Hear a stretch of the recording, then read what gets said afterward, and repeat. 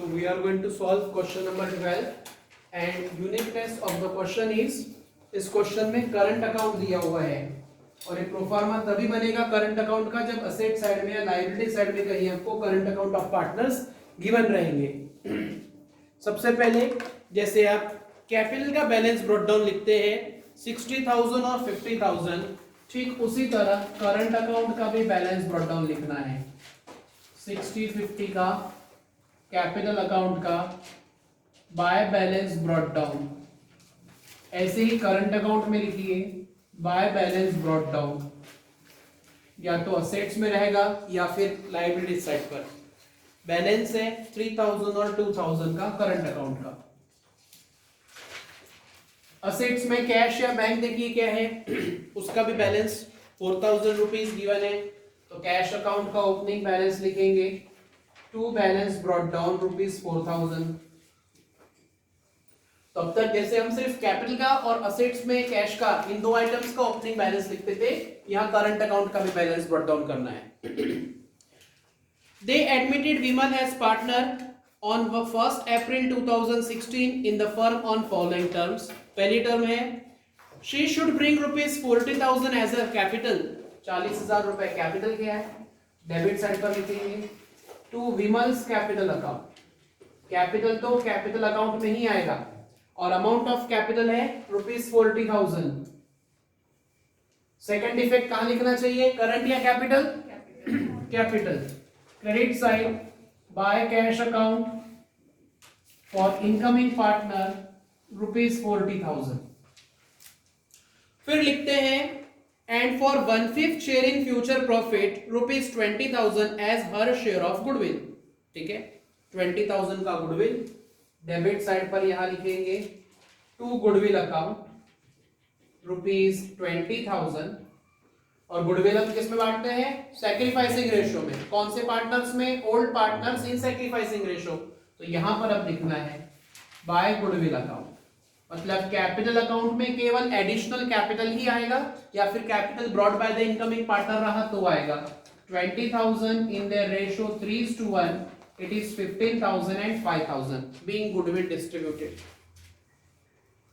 Second adjustment, building is found overvalued by 20%. overvalued by 20% का मतलब 20% ज्यादा लिख करके रखा है।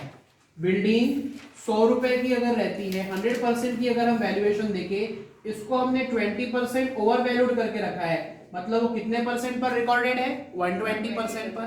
और 120% पर if it is rupees 60,000 then 100% पर वो आएगा x का अमाउंट रहेगा 100 multiplied by 60,000 divided by 120, that is equals to 50,000।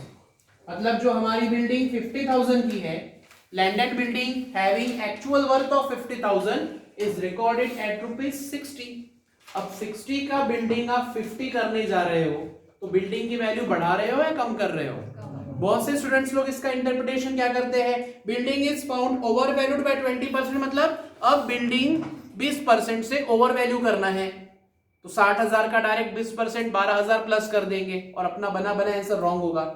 क्या करना है आपको, जब ओवर वैल्यूड या अंडर वैल्यूड वर्ड दिए रहेंगे तो ये याद रखना, ओवर वैल्यूड रहेगा तो 100 प्लस करोगे और अंडर वैल्यूड रहेगा तो 100 से माइनस करोगे। अभी आपने बिल्डिंग को 20% ओवर वैल्यू किया था, तो 100% की बिल्डिंग 20% ज्यादा लिखी हुई है, मतलब 120% है। और 120% पर अगर वो 60,000 है तो 100 पर कितना आता है, 50,000। असेट्स पे लिखिए बिल्डिंग रुपीज 60,000 माइनस डिक्रीज 10,000 और बाहर 50,000। अब कुछ लोग ये भी पूछेंगे कि 10,000 कहां से आया, 60 की बिल्डिंग अगर 50 हो रही है तो 10,000 का डिक्रीज है। And for decrease in value of asset और for increase in value of liability revaluation account is debited. तो यहां हम लिखेंगे टू बिल्डिंग अकाउंट और अमाउंट कितना रहेगा इधर, रुपीज 10,000। बिल्डिंग 10,000 रुपए से डिक्रीज हुई, revaluation account debit. Second part इसी एडजस्टमेंट का, stock is found under valued bye 20% in the books. Stock 20% से अंडर वैल्यूड है, तो स्टॉक 100 माइनस 20%, दैट इज 20, मतलब कितना परसेंट पर लिखा हुआ है स्टॉक? 80% पर। और 80% पर अगर हमारा स्टॉक 40,000 है जैसा कि बुक में गिवन है, तो फिर 100% पर कितना रहेगा? x is equals to 100 multiplied by 40,000 upon 80, और ये भी आता है 50,000। तो स्टॉक जो 40 लिखा है वो भी कितना है? 50 का।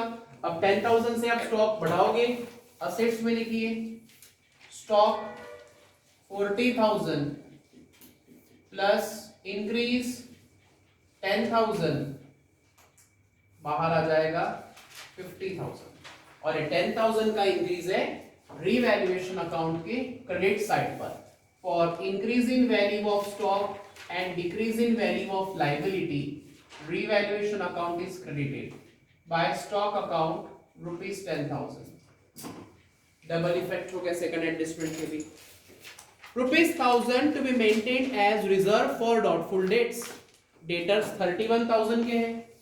असेट्स में आप लिखोगे debtors 31,000 minus RDD rupees 1,000, revised value of debtors 30,000।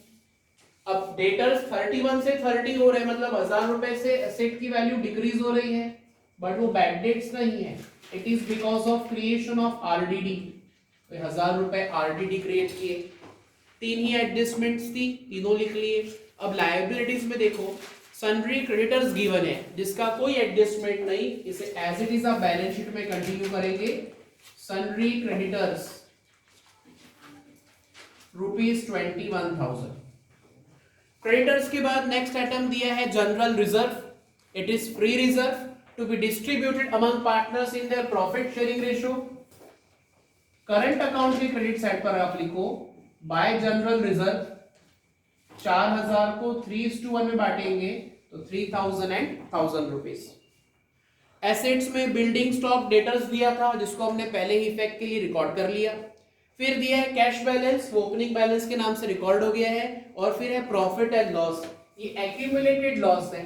Current account के डेबिट साइड पर आप लिखो to profit and loss account 3750 और 1250, इसको भी हमने 3:1 में डिस्ट्रीब्यूट कर दिया। अब रीवैल्यूएशन पर आते हैं। यहाँ 10 और यहाँ 11,000 रुपए का लॉस ऑन रीवैल्यूएशन है। और ये 1,000 रुपए के लिए हम अब तक यहाँ वर्ड क्या लिखते थे? By capital account. आज हमें यहाँ लिखना है बाय करंट अकाउंट। और जयेश और कमल में ये अमाउंट डिस्ट्रीब्यूट होगा। Rupees 1,000 is loss on revaluation to be distributed in their ratio 3:1। तो 750 और 250 ये हमारा लॉस ऑन रिवैल्यूएशन आया। अब बताओ इसका सेकंड इफेक्ट क्या रहेगा? अब तक प्रॉफिट रहता था, कहां लिखते थे? कैपिटल के क्रेडिट साइड पर। अब ये लॉस है और हम करंट अकाउंट भी बना रहे हैं, कहां लिखना है? करंट अकाउंट के डेबिट साइड पर। To revaluation account, to revaluation account bracket में मेंशन करिए लॉस, और 750 और 250 रिकॉर्डेड। डन, खत्म। 15 और 3 18 और 3 21, 21,000, 21 माइनस 3 18 माइनस 1,500, 16,500 आता है क्या बैलेंस? देखो, और 2 5 7 और 1 8, 8,000 में से 1,500 माइनस 7, 6,500। देखो आप लोग प्लस माइनस करके इतना ही बैलेंस रहेगा क्या? To balance carry down. फिर वही फंडामेंटल क्वेश्चन, ये डेबिट बैलेंस है या क्रेडिट बैलेंस है? ये क्रेडिट बैलेंस है, डेबिट बैलेंस है? बताइए कौन सा बैलेंस है? शाम बोलो कौन सा बैलेंस है बेटा? ये क्रेडिट बैलेंस। कैसे पता चला क्रेडिट बैलेंस है? डेबिट साइड में बैलेंस मिल रहा है इसलिए क्रेडिट बैलेंस है, या फिर आप ये कह सकते हैं क्रेडिट की टोटल ज्यादा आ रही है इसलिए क्रेडिट बैलेंस। और क्योंकि वो क्रेडिट बैलेंस है, लायबिलिटी में लिखो करंट अकाउंट। कुछ भी नहीं ध्यान में रहता, डेबिट बैलेंस क्रेडिट बैलेंस, तो जिस साइड बैलेंस निकाला उसी साइड लिखना। आपके लेफ्ट हैंड साइड में बैलेंस है, यहां भी लेफ्ट हैंड साइड में लिख लीजिए जयेश और कमल। करंट अकाउंट का जयेश का बैलेंस है 16,500 और इसका 6,500, टोटल 23,000 रुपीज करंट अकाउंट का बैलेंस। अब कैपिटल का बैलेंस करने की भी जरूरत नहीं, डायरेक्ट बैलेंस्ड ही है। 60, 50 एंड 40 ये इनके closing balance. 60, 50 and 40, 60,000 for Jayesh, 50,000 for Kamal, 40,000 for Vimal. इधर हम लिखेंगे टू बैलेंस कैरिड डाउन। अब ये कौन से बैलेंस है? ये भी कैपिटल के लेकिन क्रेडिट बैलेंस है, तो यहां लिखेंगे कैपिटल जयेश, कमल और Vimal. Amount of Jayesh capital 60,000, then 50,000 and 40,000, total 1,50,000, 150, 170, 190, 194 total of liabilities है। अब अगर कैश की बात करें तो कैश का बैलेंस निकालना है। 20 और 40, 60 और 4, 64,000 रुपीज का कैश अकाउंट का बैलेंस है। यहां हम लिखेंगे by balance carried down, this is closing balance of cash. और 64,000 असेट्स में लिखिए कैश के नाम से 64, तो 160, 190, ये भी 194, ये हमारा पूरी तरह टैली हो गया। 1,94,000 बैलेंस शीट की टोटल है, एंड विथ 194 ये हमारा बैलेंस शीट टैली हुआ।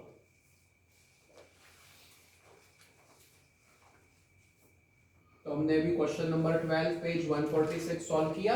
अब आप ये दूसरे दो क्वेश्चंस में से पहला वाला अभी सॉल्व कर लीजिए, क्वेश्चन नंबर 10 पेज 133, और फिर जो 151 रहेगा वो होमवर्क रहेगा। Start it now.